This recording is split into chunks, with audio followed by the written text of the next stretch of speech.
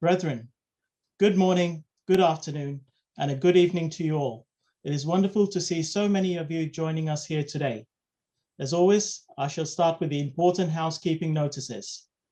The meeting is being recorded and will be posted onto our YouTube channel. Therefore, those of you who do not wish to be seen, please feel free to turn your video off. To avoid any disruptions during the talk, could you please ensure that your microphones are kept on mute throughout? There will be a Q&A session after the talk. If you would like to ask today's speaker a question, please use the hand up icon, which can be found in the Participants or Reactions tab on Zoom. Once you have done this, please wait for your name to be called out. You may then unmute yourself, ask your question, but please do not forget to mute yourself again. To save your spot in the queue, you can do this at any time during the talk. I would also like to remind brethren to please keep to questions regarding the topic of the talk and to avoid making any statements. This also includes the chat area. As always, we're giving away 2 of our bespoke Freemasons Without Borders mugs. For a chance to win, please answer the following question. What sport does Mike enjoy doing 5 times a week? Please type your answer in the chat section and the first 2 correct answers will win. Brethren, it is my pleasure to introduce to you Worshipful Brother Michael Richard Neville, or Mike, as he is more affectionately known to many. Mike joined Freemasonry in 1995, where he was initiated into Frederick Lodge of Unity, number 452, where he was subsequently passed and raised. Mike is now a member of 12 different orders and is a Grand Officer in many of them. He is a former Detective Chief Inspector and was the head of the Central Forensic Image Team at New Scotland Yard, specializing in catching criminals using CCTV images, mobile phones, computers, and social media. He also served as Lieutenant Colonel in the Royal Military Police, serving in Hong Kong, Northern Ireland, and British Army of the Rhine. Mike enjoys playing the flute and the guitar. He often plays the bass drum and mentors cadets interested in a career in music. In his free time, Mike enjoys writing and has written 2 books, Sacred Secrets, published in 2014, and Crime and the Craft, published in 2017. Worshipful Brother Mike, the virtual floor is yours. Thank you, good evening. It's a pleasure to be here. I've seen Norbert from Germany, and Steve Dingbean and a few others, Alan Hall and Len Haywood from Surrey, so it's a pleasure to be amongst you. I'm going to share my screen when I can find it.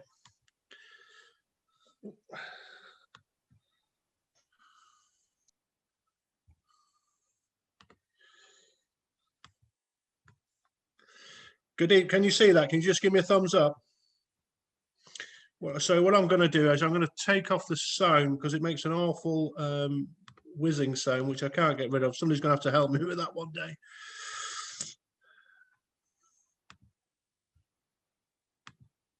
I can get rid of that.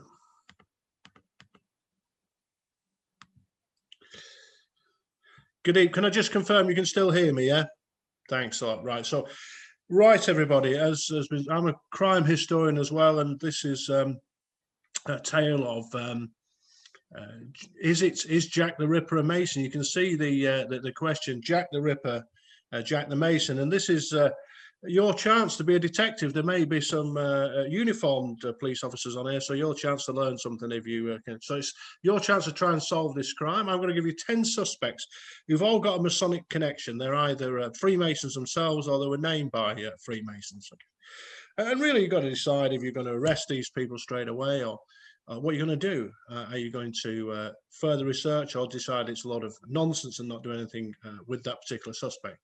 And I'm also going to speak through the conspiracy theories, just to give you some information. So when people come up with stuff about Jack the Ripper, because that's often thrown at Freemasons, you've got some facts rather than their sort of nonsense. But as far as the murders themselves, if you looked on the Scotland Yard website today, they would name 5 of them. But they really don't know if there was 4 or 13. This is 1888. There's no way of linking crimes like today, like you would with DNA and CCTV and the like. And so let's look at the East End in 1888. This is an image of it. I think it looks a bit like Croydon, to be honest. It's long gone. But this is the poverty map. And what it sums it up is this, is if you look at this map here, the red areas are middle class areas. The street looks much the same as this. You've got Commercial Street, you've got Whitechapel, High Street. It's the black areas which we're concerned with here. These are vicious, semi-criminal. I don't think there's any Liverpudlian Masons on there, but it's just as well it's not a map of Liverpool, else it'd all be covered in black, wouldn't it? But moving on. And so let's look at Freemasonry in 1888. Well, who was the Grand Master? Well, it was the future Prince of Wales. Who would later, well, the Prince of Wales who would go on to be Edward VII, or to give his name in the press, Dirty Bertie. There's his throne in Freemasons' Hall on the left, and there's his special chair in Paris, which he used to enjoy two ladies at the same time, if you're not sure what that's all about. And he was also involved in various scandals and the like. But the thing is with Dirty Bertie, or the Prince of Wales, that Freemasonry was very fashionable at that time. In this tenure as Grand Master over 25 years, there was a fourfold increase in the number of lodges. And when we come on to the conspiracy theories, it is his son, Prince Albert Victor, who died a premature death, but he was the provincial Grand Master of Berkshire. He's the subject of that, which we'll cover. But now let's go on to what was called the Autumn of Terror. So as I say, 1888, many people think that Jack the Ripper, they associate it with a foggy night in London, but it actually begins in August on a hot day.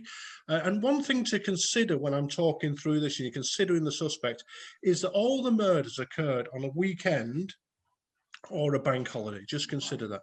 And this is possibly the first murder. It was a woman called Martha Tabram. Why is sometimes not linked is there was no cutting of the throat with this crime, but she was stabbed 39 times. You can see as well here, these red dots are the actual 5 cases that the Metropolitan Police now consider are the murders. But look at this, where this one's dead in the centre. But 39 times she was stabbed, and there's an army clue because they thought it was a bayonet that had done it. And she was seen with soldiers in a white hat, or white band around the hat. Now, if you know your army regiments, that would indicate Coldstream Guards, and they were based at the Tower of London. There was some inquiries made at the Tower. No one was ever arrested. But here's your first suspect, and it's a Freemason. So Samuel Dougall was a murderer, as we'll see. He was a Freemason, and he's from the East End. He knows the area.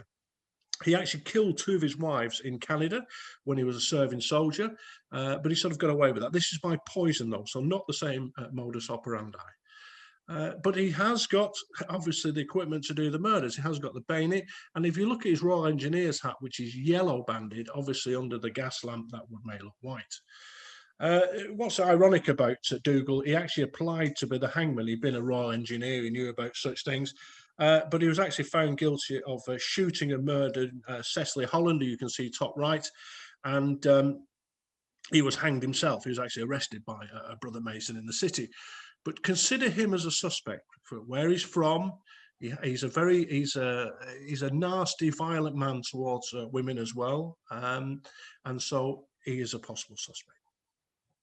And the actual Martha Tabram case was investigated by this man here, Edmund Reed. If you've seen the TV show Ripper Street, there he's portrayed on the right. But he was the head of the CID in the area, and he went on to be a Mason. He went on to be an Essex Freemason, the Ixion Lodge. And the inquests into the Tabram murder and others were held before this man here, Worshipful Brother Wynne Baxter. Baxter was a Sussex and London Freemason, and if there's any evidence against a conspiracy theory, it's possibly Baxter, because he roundly criticises the Metropolitan Police as bungling and stupid, and having been in them for nearly 30 years, I can say he's probably right in some occasions, but he certainly criticised people, whether they were Freemasons or not, who were the investigators who appeared before him. But let's now go to what's thought of as the first murder by the most people today. So this is Polly Nichols, or Mary Ann Nichols. If you look at the image here, this school building here is still there. If you go to Whitechapel Tube Station, which is these buildings, and her body was found here in front of this garage, which has long since gone. Traditionally, she had a throat slash. This is, so the MO of Jack the Ripper is the traditional one here, and cuts the abdomen. That's the tragedy of this poor woman, that she was looking for 4 old pence. Now, if you know your old money, the English pound was divided into 20 shillings, and each one into each shilling into 12 pence. So 4 old pence is not even 2 pence in today's money, but that's what you had to have a bed. She was last seen in a pub called the Frying Pan. That's now an Indian restaurant. You can see the sign there. And that's the changing nature of Brick Lane. It was very Jewish at the time in 1888. Now it's a lot of Pakistani Muslims, but still an immigrant-focused area. And let me give you another suspect then. And this is Frederick Deming, who's long been considered a Jack the Ripper suspect. Very aggressive towards women, particularly in public. Cut the throats of his victims, as we'll hear. There was a debate in 1888. Was he in England? The research shows, yes, he was. The first murder he was convicted of was committed in 1891 in that house on the left, which is in Lancashire, near where I'm from. He killed his wife and children, slashed their throats, dug a hole in the kitchen, cemented it over, took a long lease in it, and then went off to Australia, where he found time to join a lodge. And he then on Christmas Day, he murdered his wife. He, of course, slashed her throat, dug a hole in the kitchen, put her in, cemented over. There's a pattern following here. And look at some clues. So let's look at some clues. On the right is supposed one of the Jack the Ripper letters, and the handwriting from Deming is said to match. If we look at the description on the left, this is what Jack the Ripper, or Jack the Viper, it says here, but Jack the Ripper here, and this is Deming. So yes, there is some physical sameness about it. And the New York Times, when he'd been found guilty of murder, actually described him as Jack the Ripper. As it is, he was hanged in 1892. The tabloid newspapers never changed their ways. The headline was, "Marry in haste, cement at leisure." And there's certainly no Masonic conspiracy, because he was the barrister representing him was a Mason, and the judge who condemned him. But now let's look at Annie Chapman, and this is a tragedy, really. That what's sad about Annie Chapman, if you look at her image, is that she's the only victim who had a photograph when she was alive. So she had a good life originally. She was the daughter of one of the lifeguards, and she married John Chapman, who was a coachman, and so they had quite a good upbringing. She had a good life at one point, but her husband was the coachman to a Conservative MP, and this is where he lived. This is worshipful brother Francis Tress-Barry, and the trouble was her children died, and she became an alcoholic. And she was sent away for heavy drinking. So this is where her life falls apart, basically. If you look at the home where she lived, as where her husband lived, at Sir Francis Tress-Barry's house here, this is quite iconic these days. It's now Legoland. So if you go to Legoland in England with your kids or grandchildren, that's where one of the Jack the Ripper victims lived. But she's now back in Whitechapel, and her husband dies and doesn't send her any funds. So life starts to fall apart. She's found fighting over a bar of soap. And if you look here, if you know Whitechapel, there, Spitalfields Market is there. This street is Dorset Street. We'll come on to that in a bit. This is long gone, but this pub was known as the Britannia. This is Britannia pub, or Mrs. Ringer's. Mr. Ringer was in fact a Freemason, but there she descends into prostitution. And 8th of September, so we know about 8 days after the Polly Nichols murder, she goes into this Jack the Ripper and Annie Chapman go through that entrance there. She's picked up by, it said, a man with a foreign accent. So leave it, we can come on to this in a bit. They go down this passageway and into the yard.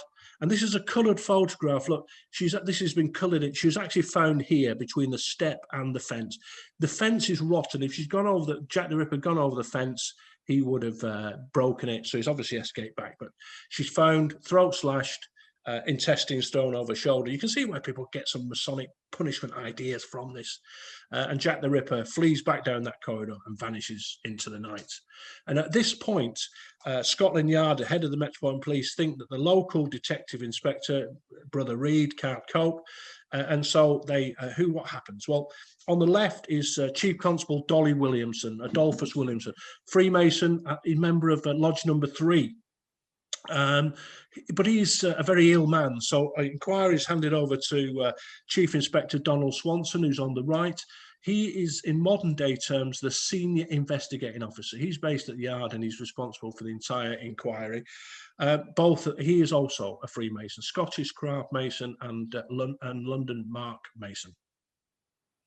And from the yard, they send Inspector Fred Aberline. Here he is in his picture. There he is, Johnny Depp playing him. There's Michael Caine playing him. He joined Freemasonry of the Year afterwards in London, the Zetland Lodge. And he's assisted by Sergeant George Godley. Here he is. He's played by Robbie Coltrane here and Lewis Collins here.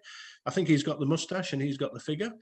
He joined Borough Lodge, which then met on London Bridge.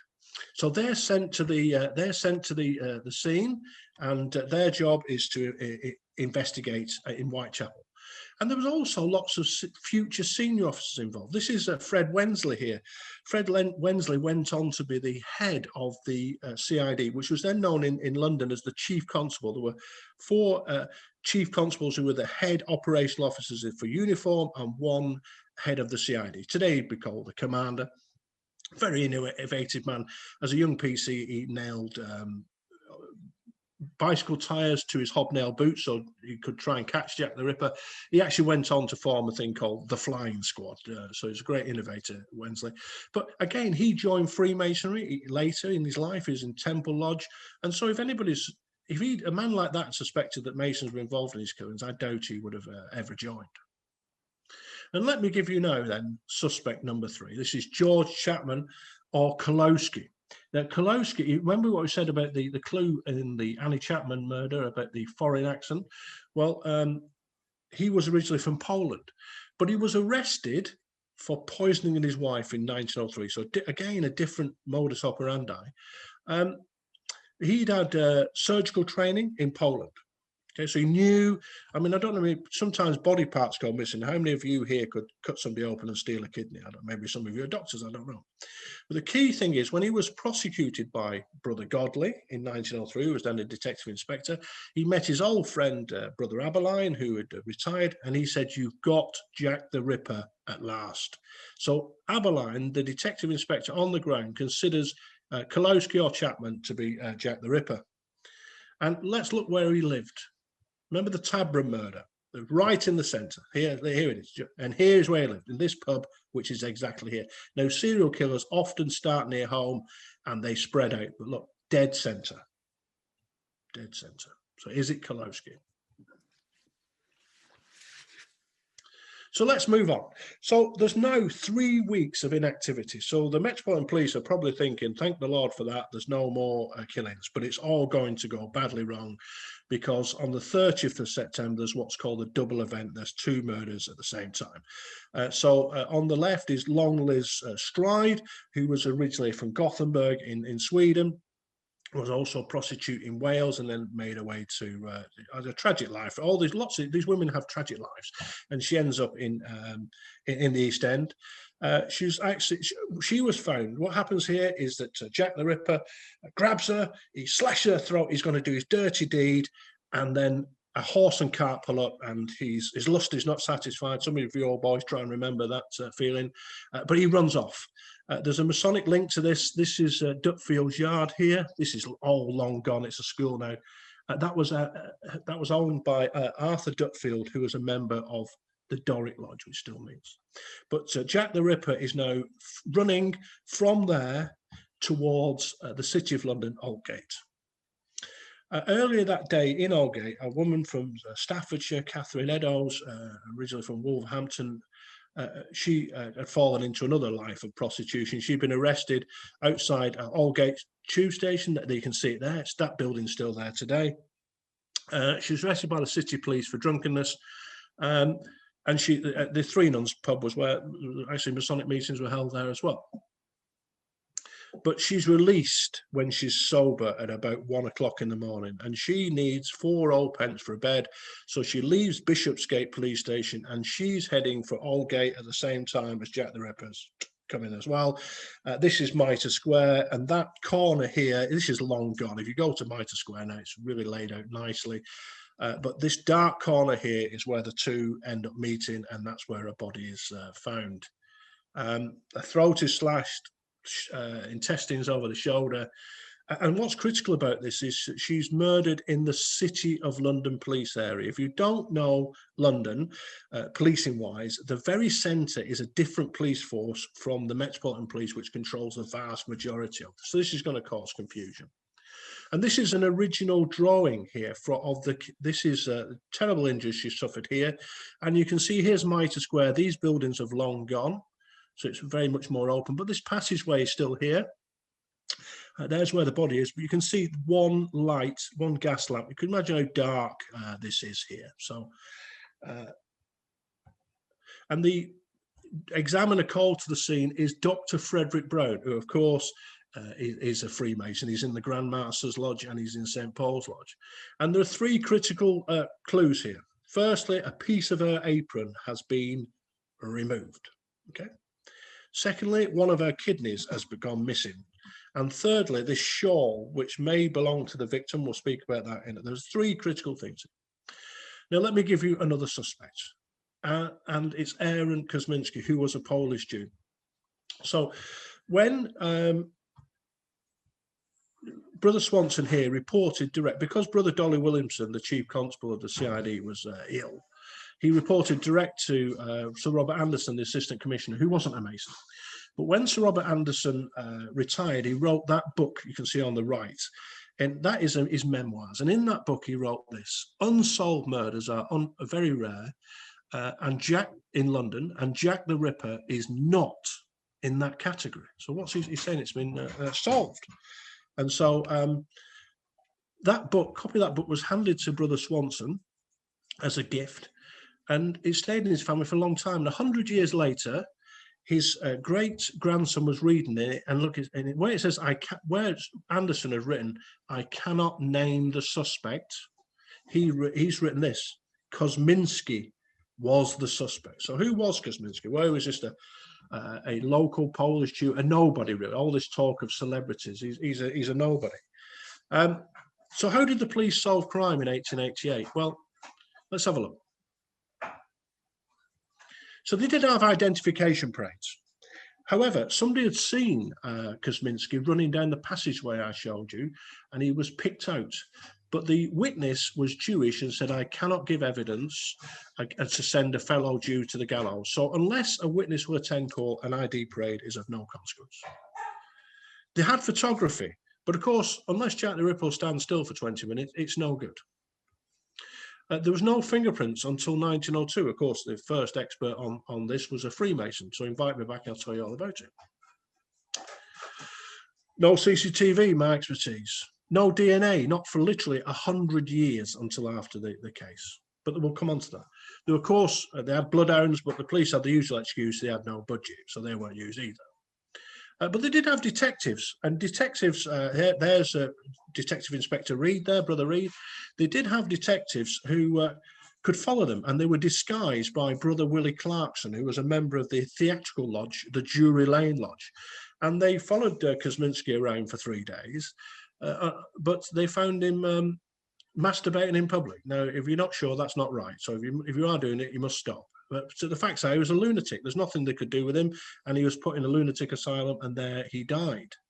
But what they say, though, on this shawl that's allegedly belonged to Catherine Eddowes, they found blood on that, which matches a relative of hers alive today, which matched by DNA. And they found semen on that, which matches a relative of Kosminski who's alive today. So that sounds pretty conclusive, but they're only 1 in 10,000 matches. Now, I know Steve Dingving's on here as a murder squad detective, and it's 1 in a billion we'll be looking for. But if it was solved by Brother Swanson. And this is a recent letter where it declares that he was a very violent man, violent towards his sister. He tried to stab her with a pair of scissors. And so Kosminski, as I say, a good, remember what I said, the other clue, the foreign accent thing, Annie Chapman. And that's where he died in Hertfordshire. But what about the clues found on the night? So you remember what I said, a piece of apron went missing. Well, the piece of apron turned up in that doorway, which is now in Goulston Street, which is now a fish and chip shop, strange enough, with a mysterious message. And you can see it here. This is a copy of it. The Jews, J-U-W-E-S, are men that will not be blamed for nothing. And this is the alleged Masonic link to all this. So let's talk about the conspiracy theory here.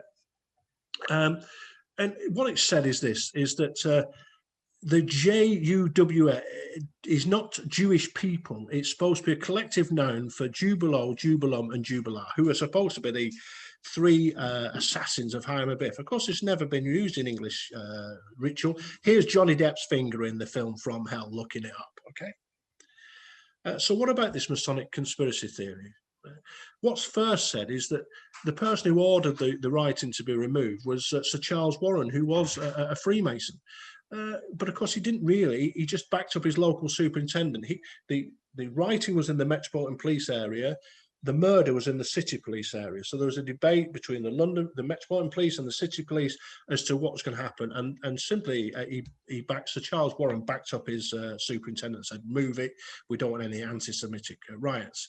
So what's said to have happened is that Prince Albert Victor, Provincial Grand Master of Berkshire, son of the Grand Master, the Prince of Wales, grandson of Queen Victoria, he's supposed to have got married to a Catholic woman, which is illegal in English law for the heir to the throne to marry a Catholic woman. And he had a child, and the prostitutes found out about it, and there was a Masonic conspiracy to bump them off because they tried to blackmail him. So let's look at the truth of it, yeah? So firstly, I can't imagine a toff wandering around the East End of London at that time. He'd probably been murdered before he murdered anybody himself. But this is the idea that they said that Sir William Gull, who's another suspect, claim he's a Freemason. He was a Queen's surgeon. He wasn't a Freemason at all. Lord Salisbury, you can see portrayed as a Freemason in the From Hell film. He's not a Mason either. The only person who is a Mason, of course, is Sir Charles Warren, the Commissioner of the Police. So it's a not very good Masonic conspiracy because only one of them out of the 3 is. And look at this. So in the film, Johnny Depp, who plays Fred Aberline, the Freemasons tried to murder him. Well, obviously it wasn't that so good because he joined the lodge the year after. And this is a plaque on his wall where he lived in Bournemouth. And you can see his early retirement from the police may have been forced on him by the Freemasons. Well, obviously not, because he was one in reality. So I don't think the conspiracy theory holds any water at all. But let's get back to the reality. So the kidney, remember, has been taken from Catherine Eddowes' body. It turns up 2 weeks later in a box sent to this man here on the left, George Lusk. Brother Lusk, who's also a member of the Doric Lodge, like Arthur Dutfield, who owned the yard where Liz Stride was killed. And you can see the time, From Hell, this is where the film gets its name. Dear Mr. Lusk, here's half a kidney, other half I ate and fried. To me, this is living proof that Jack the Ripper's not a Mason, because he doesn't say, yours sincerely and fraternally, Jack the Ripper. But they think it's a press hoax, really. But Lusk is the chairman of what they call the Vigilance Committee. And if you watch the Michael Caine film, Jack the Ripper, they're portrayed as communist agitators. They're not really. They're local shopkeepers who don't want the business affected. But the kidney, he took the kidney to the Royal London Hospital. Who examines it? Dr. Openshaw, who's a Lancastrian, again like me, who is also a Freemason. You can see his many lodges he was a member of.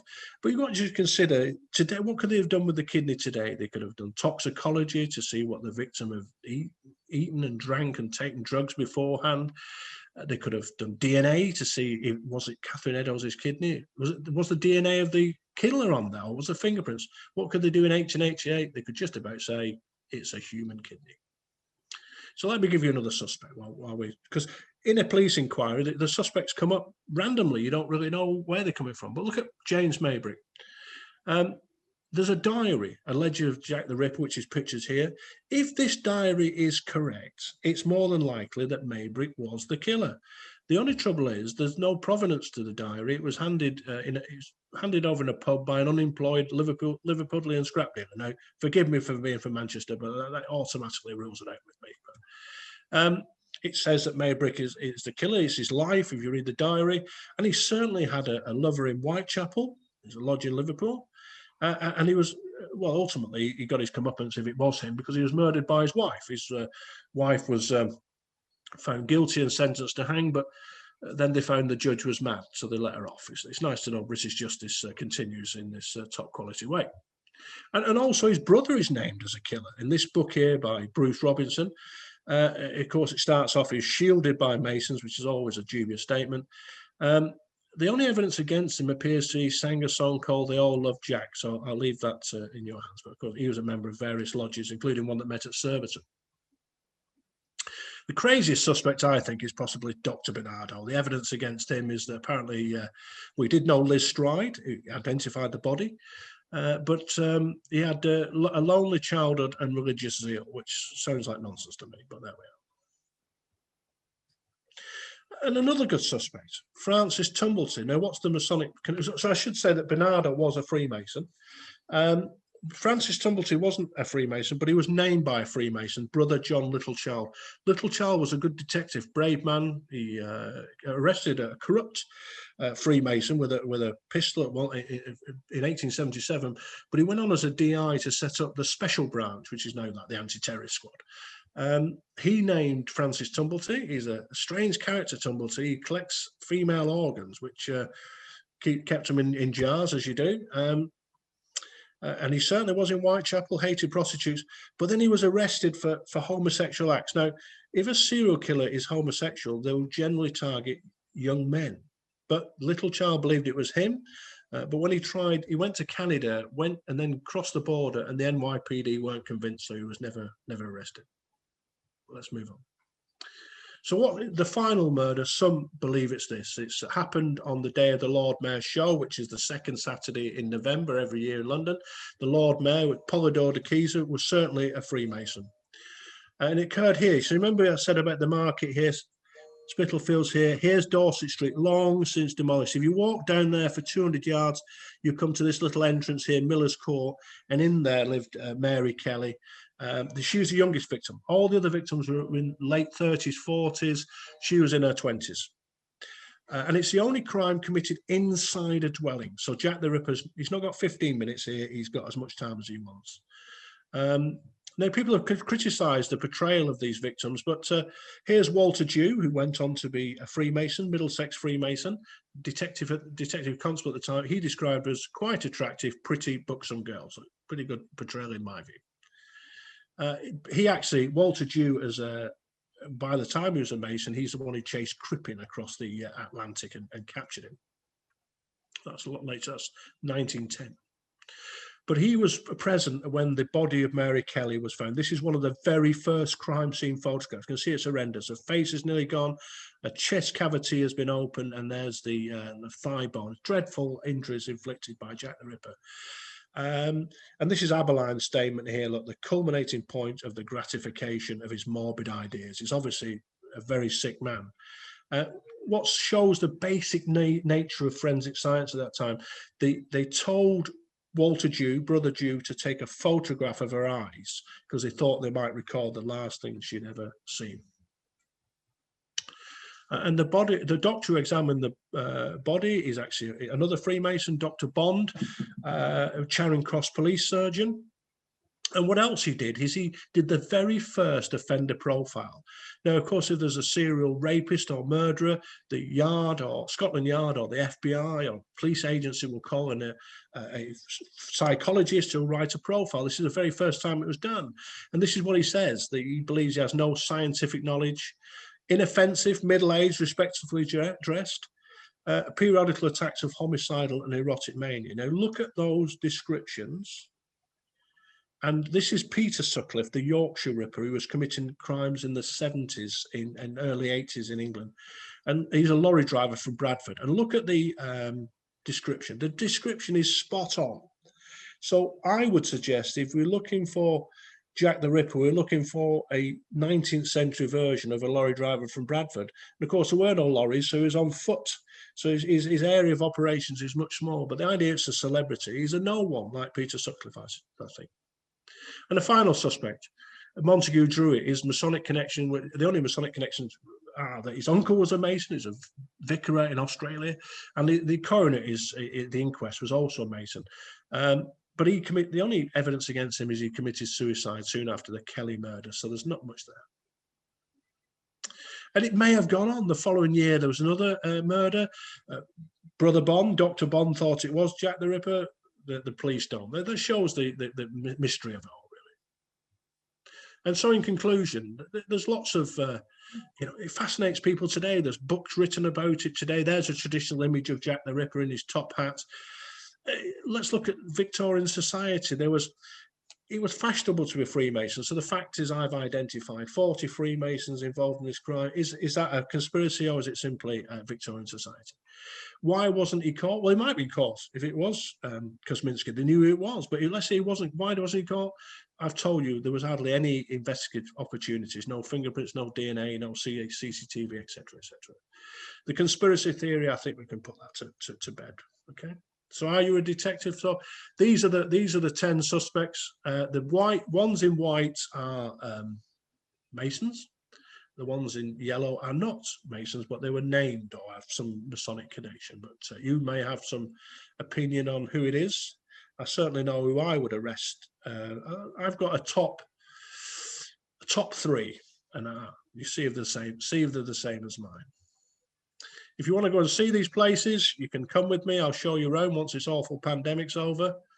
And there's a copy of my book. Please buy it. It keeps everybody happy, and it'll tell you even more about these cases. And so there we are. Any questions? Got my details? Did I stop sharing then? Stop sharing. Thank you, Mike. Thank you so much for that informative and exciting talk. We'll go straight to the questions. We have quite a number of them. Let's first go to David Burgess. You're on mute, David. I'm unmuted. Good evening, Mike. Long time no see. Nice to see you. Yeah, Andrew, a couple of quick questions. What's your feelings about the liaison between the City of London and the Met at that time? Right, well, according to Brother Swanson, Donald Swanson, it was quite good. I think the problems are at the higher level. I think particularly at the dispute where the dispute came because, of course, Eddowes is murdered in the city. He runs out, he's in the Metropolitan Police area, he murders Stride, he runs into the city, he murders Eddowes. The piece of apron he takes back, runs across into the Metropolitan Police District, across Petticoat Lane, and then you have this message on the wall, which may be perceived to be anti-Semitic. And so the local superintendent, Superintendent Arnold, said, rub it off. He wasn't a Mason. The DC from the city said, no, keep it, want to photograph it. So they just wrote it down. And the commissioner backed him up. That was the only dispute. According to Swanson, they worked together quite well. They did. You'd have thought they would. The other thing, do you know if there's any relationship to DC Reed, Nipper Reed? I don't think so. No, I had the pleasure of meeting Nipper Reed, and he told me all about his investigation into craters. No, I don't think it's the same guy, but no, they're not related, I don't think. Nipper was originally from Nottingham. Oh, that's true. Appreciate it. Thanks for your time. You No take problems. care. See you around. Be good. I'll see you soon. David. Let's go to Tony Fellis in Cyprus. Yes. Good evening, brethren. I was on your talk, Mike, that you did about the Victorian era of masonry, and obviously we know all about how big masonry was, what it did for the police, etc. My question is, as we know, serial killers often keep things, and there's a lot of stuff yet to be found. Do you think that ever one day there will actually be something that will come out that will actually solve this, or would it be better if it's not solved? Well, it'll be better for my walks if it's never solved, to be honest, from a commercial point of view. But I doubt it, Tony, because every exhibit, even if they'd found an exhibit, will have been touched by 1,000 people because there's no comprehension. It wasn't even science fiction DNA.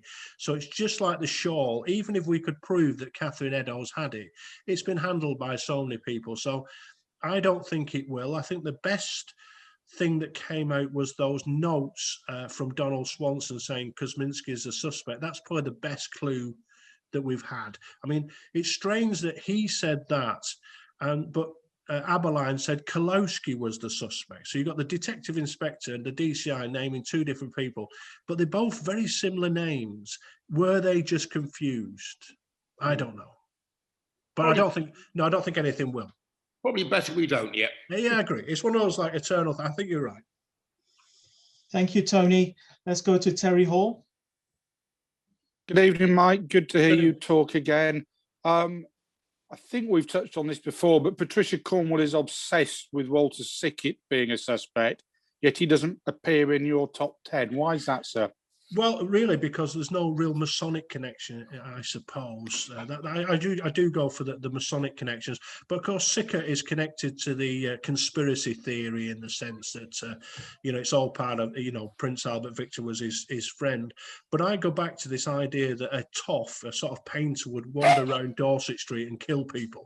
I think he'd be turned over before he got round the corner. He'd be robbed and murdered before he found anybody else to rob and murder. You had to be a hard man to survive in those areas, and I don't think an artist cuts it for me. Thank you. Thank you, Terry. Let's go to Othman. Thank you. Thanks, Mike. It was absolutely brilliant. The question I have, out of the 10 people, which one of them have great knowledge of the area and any medical education? Right, so Dougall has a knowledge of the area because he's from the East End. Certainly several of them have a knowledge of the area, either lived there, the Maybricks were down there, Tumblety was round there, Kosminski, Kolowski lived there. So lots of them lived there. Kolowski, George Chapman is the only one who seems, Tumblety and Chapman are the two who've got any form of medical knowledge. So Chapman or Kolowski was trained as what would really be an army medic in today's terms, and Tumblety was a sort of quack doctor. So they're the two with medical knowledge. The only reason I asked, because he stayed within the area. If he's a serial killer, who would have gone somewhere else and moved on. Well, that would be the case. So if we look at the Yorkshire Ripper from the 70s and 80s, of course, he had access to motor transport. That wasn't an option in 1888, really. So the serial killer in that time is far more likely to be operating on foot than that. So I think that's why the area is so small. Thank you. Thank you, Othman. Let's go to Derek Burt. Evening, Mike. I can remember when you came to talk to us at one of the Allied Masonic dinners, and oh right, okay, yeah.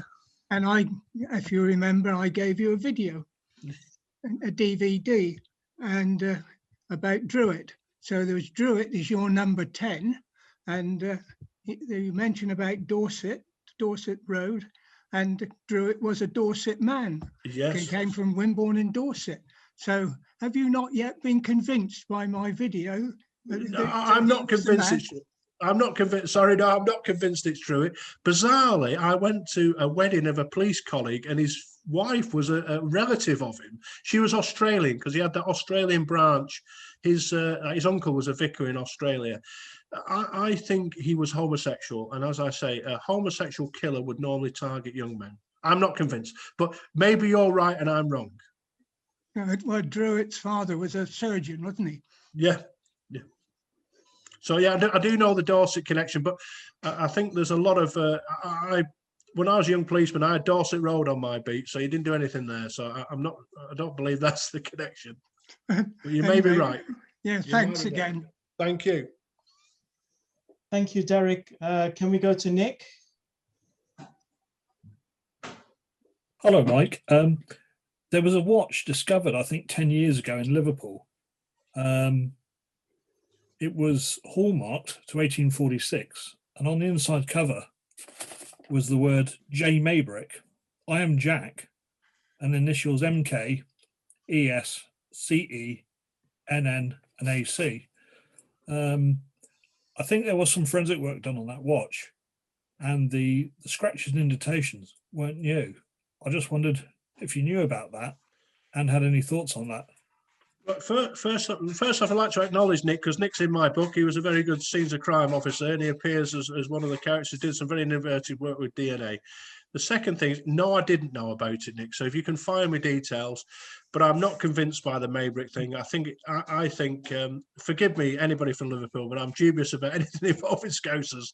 And I think it's an elaborate hoax to go with the diary. But please send me details, and we can discuss offline and have a look. But thanks a lot. And once again, I'm grateful, and he appears in my book, so please buy it. Thank you, Nick. We'll go to Ted. Thank you.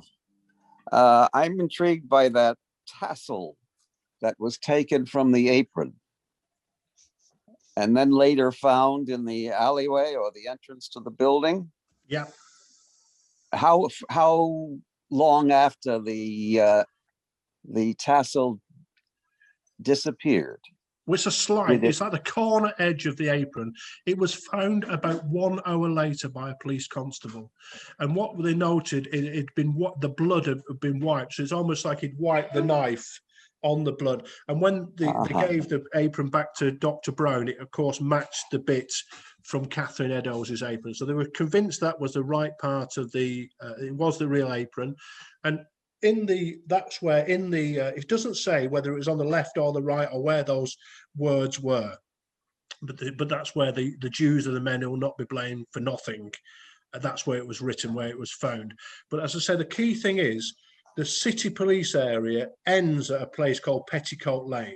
Well, it's not officially called Petticoat Lane because Queen Victoria wouldn't have a place named after underwear, but that's where it is. And the moment you cross it, you're back into the Metropolitan Police District, and that's where it was.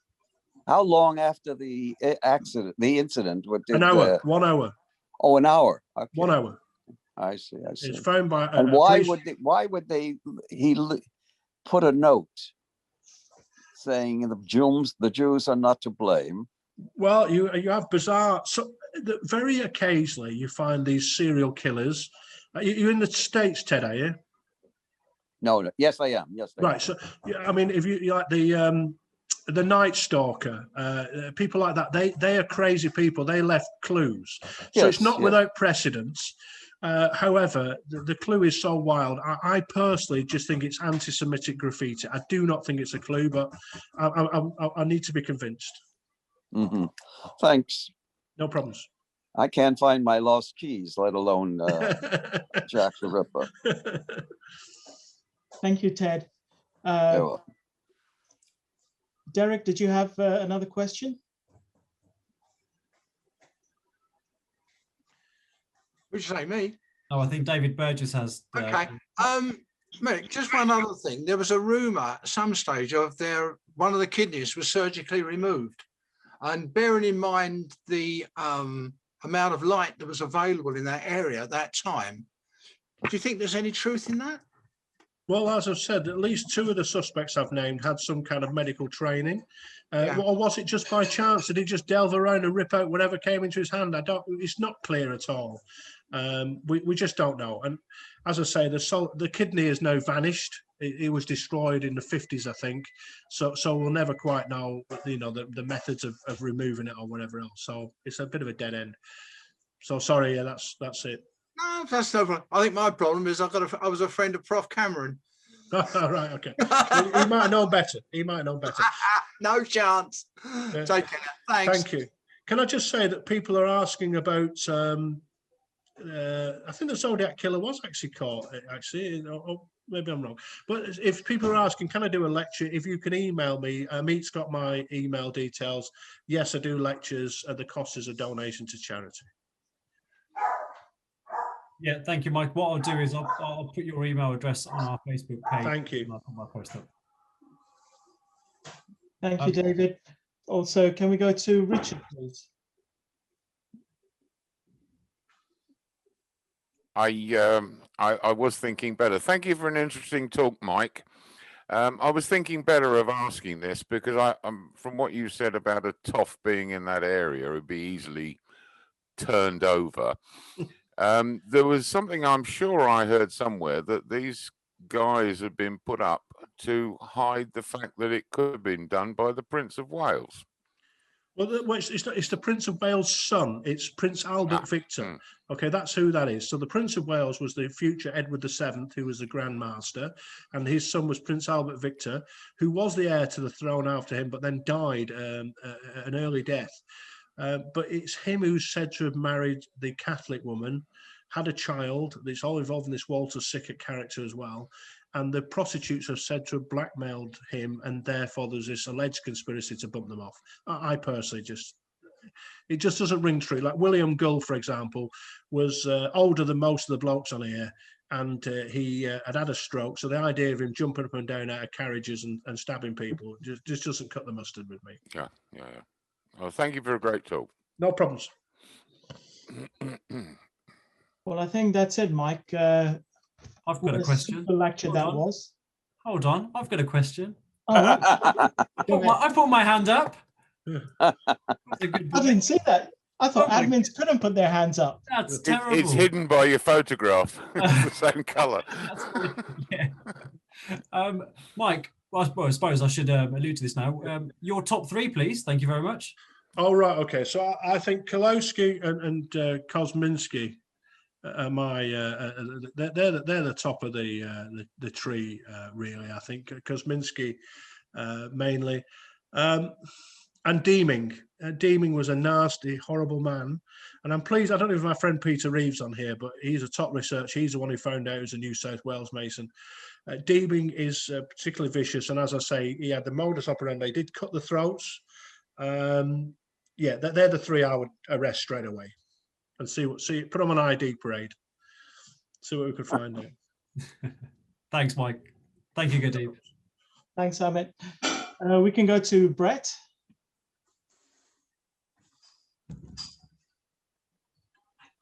Hi, Mike. Thanks for the talk. No just bearing in mind where obviously the times and the poverty in London, wouldn't it have been easier for the police to, in effect, set someone up, or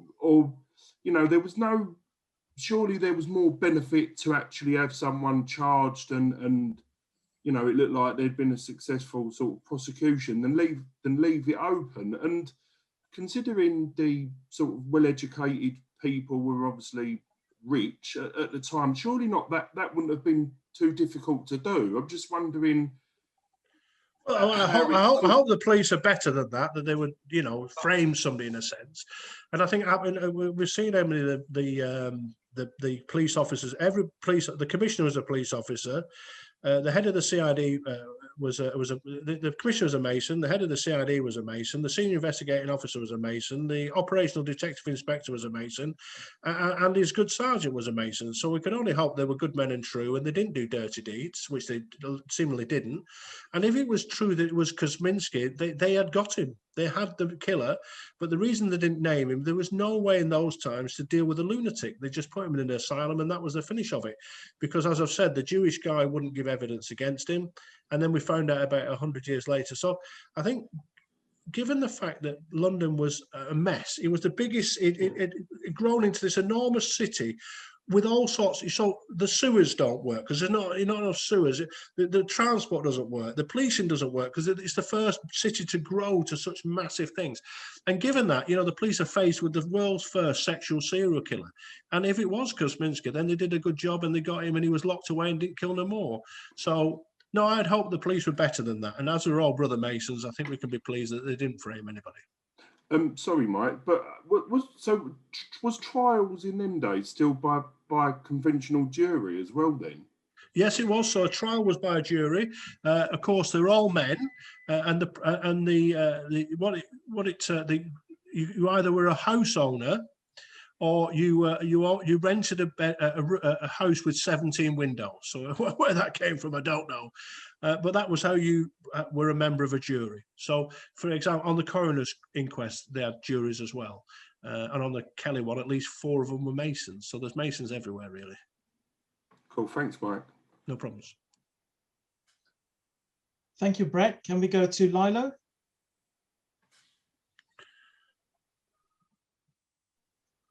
Hello, Mike. Nice to see you. All right, mate. A lovely presentation. Thank you.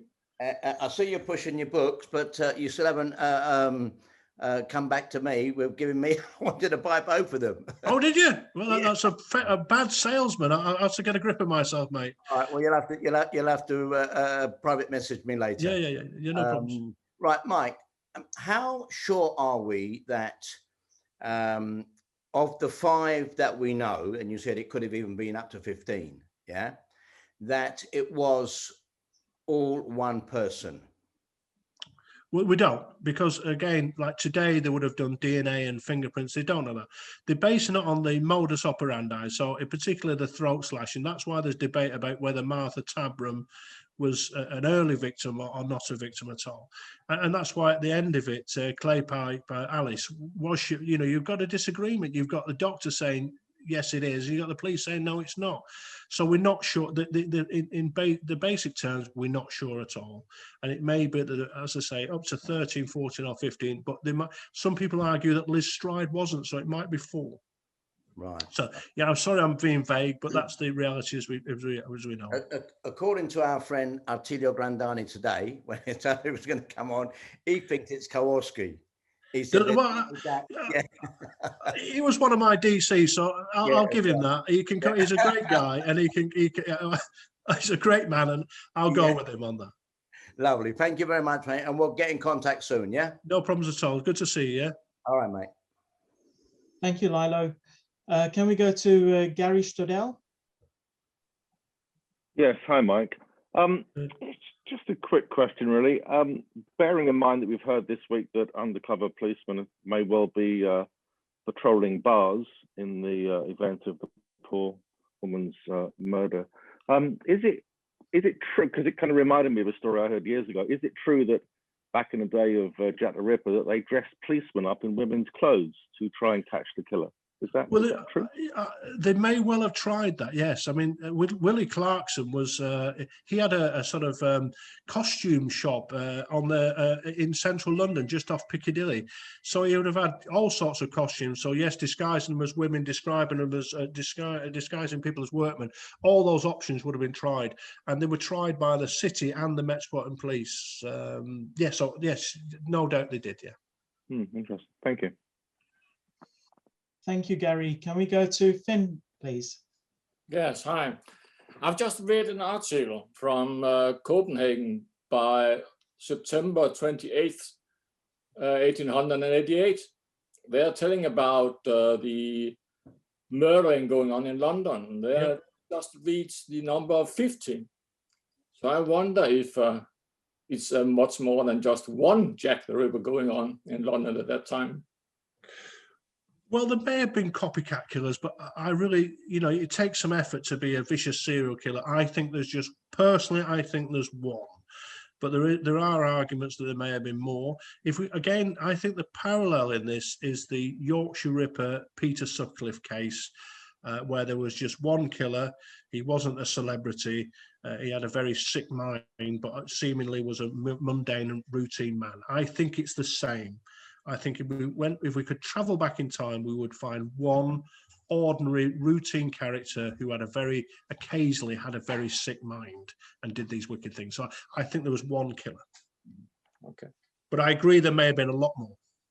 Yeah, there's a lot of women were killed at that time.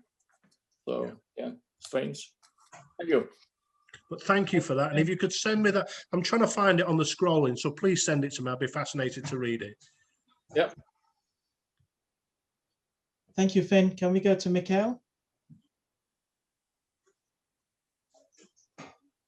I just lowered my hand, but just being inspired that why is this so significant, this murder? Is because the royalty, is because of the vastity of killings, or because I'm sitting in Denmark, so just looking outside in, why is this so important? Well, I think two reasons really. Firstly, it was the first case of a sexual serial killer, and the second thing, it's unsolved. If the case had been solved, it would have probably, you know, been gone into the annals of crime. But the fact that it remains this enduring mystery, it fits the sort of era. You know, we think of iconic events. You know, it's like the Beatles in the '60s in their Sergeant Pepper uniforms. The idea of Jack the Ripper in his top hat and medical bag in this foggy world of Victorian London. It's just an iconic image that fits that time and has captured imagination, I think. And then asking in, is this because we interpret so the brethren than we are, and then feeling inspired to all the darkness in it, or and all the path and all the mystery in it, or is it just because this is so intriguing murder-wise, and also why do we keep this air in it? I think it's enduring mystery. What always fascinates me, there's a few ladies on here. The ladies always seem more interested in it than the guys, to be honest. But I just think it's the enduring mystery of it, and the fact that it's an iconic Victorian event that keeps going on because people just always find something. It's a bit like the missing child Madeleine McCann. You know, it will always be in the press because it's an enduring mystery. It just goes on and on and on. Yeah, but allow me, it's just very short, that actually during the day, the news today and to last day, that actually it couldn't be more on the spot, this speech tonight, that this is occurring all the time or whatever, but actually this is something that is ongoing and could of course be inspired once again. And what is it that actually occurred this time? Is it actually a royalty? Is it a crooked mind? Is it a psychopath or whatever that actually has been on the move? Well, I just think it's the possibility of it being all those things that makes it so fascinating. You know, so, and it's got all these conspiracy theories and links to famous people and Masons, and all these things add up to the whole thing. And that's the issue. But yeah, please come and see me. I've never been to a Danish lodge, so please invite me. Yeah, please. You will be. I've had the pleasure of speaking in the US, in Belgium, in Hungary, in Ireland, in Scotland, all over England and Wales. So, but please, I've never been to Danish. I've been to. You wear top hats. I'm actually responsible for the knowledge meetings at this moment. So let's keep in touch, and then in this different times. So that could be quite in Stuart Lodge. Thank you. I went with Norbert to a lodge in Hamburg, and everybody there looked like Jack the Ripper because they're all wearing top hats. Okay, we do the same, black suits. Brothers, thank you. Sorry, we're fast approaching time now, and we've got a couple more questions that we'd like to get in. Gadeep, back to you. Yeah. Can we quickly go to Georgina? We just have a few minutes. I just wanted to ask Mike, do you think that partly because of the Jack the Ripper, that it became sort of a catalyst for the police investigations, that they can use that for a tool to improve their investigation, or they have used it to improve it as they've gone along? I think very much so, Georgina. So if we look at the development of forensic science, it sort of forces it on because we get, again, invite me back, because like the first fingerprint cases in 1902. So it seems like that, you know, the police have to organize better. They have to use all the aspects of science better. So I agree that the Jack the Ripper thing was a catalyst, and it showed how the police needed to be more effective and the detective department needed to be better organized. But yeah, absolutely. Yeah. I have been to the Black Museum, but they don't call it that anymore. They call it something. No, so, yeah. But but it's a wonderful visit. I used to go in there and discuss things. So yeah, it's good. Thank you. Thank you. Thank you, Georgina. Can we go to Anthony? Hi, Mike. Great to speak with you again, and thanks for a great evening. Mike, just two things really. First of all, when we think about, and we can't really know for sure, but when you think about the population and the sheer numbers around that area at the time, do you think he was incredibly lucky not to get caught in the act? And secondly, it's a little bit hypothetical, but if you could jump in a time machine, would you like to go back and have a little go at this yourself? Oh yeah, of course. Yeah. So firstly, I think he probably was lucky, but if you know the area, it's like Peter Sutcliffe. He was lucky for a long time, wasn't he? You know, all those cars out patrolling for him. So yes, it's always on. It's like the IRA said to John Major, you have to be. We only have to be lucky once. You have to be lucky every time. So I think he was lucky, but he knew the area, he knew the dives. It was a place, a dreadful place, very dark. It was ideal for the serial killer. On a personal level, yes, I would go back in my time machine and I would put my time machine in that passageway in Mitre Square on the 30th of September 1888. That's where I'd be waiting.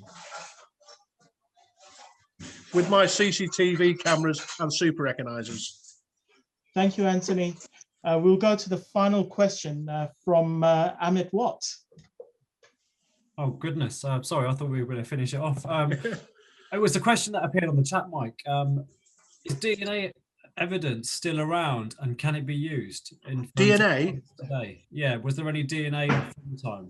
The trouble is, I mean, everything that they had, letters, pieces of cloth, have either gone missing or they've been touched by 1,000 people. So the DNA evidence would be completely thrown out at court if you had it. So I'm afraid not. It's an enduring mystery, and there we are. Absolutely. Thank you so much, Mike. Well, brethren, that is all we have time for today. And I'll quickly announce our winners. They are Patrick McGowan and Neil Dalton. Patrick, if you can please get in touch with me to send me your details. And look out for the mugs. They should be out on their way to you. The answer was swimming.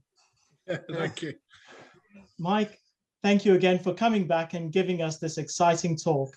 And thank you, brethren, for all your questions.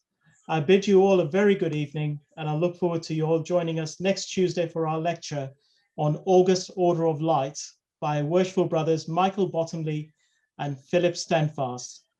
Stay safe, brethren, and see you next Tuesday, same time. Peace to all. Thank you very much. Thank you very much. Good evening. Thank you. Good evening. Thank you, brother. Good evening. Bye. Thank you. Hello, everyone. Thank you. Bye. Bye. Bye. Bye. Bye. Thank you very much. Bye. Take care, everyone. See you next week. Putting it all up. Great. Pleasure. See you all next week, brethren. Bye. Thank you. Have a good week. Thank you. Cheers, Mike. Bye.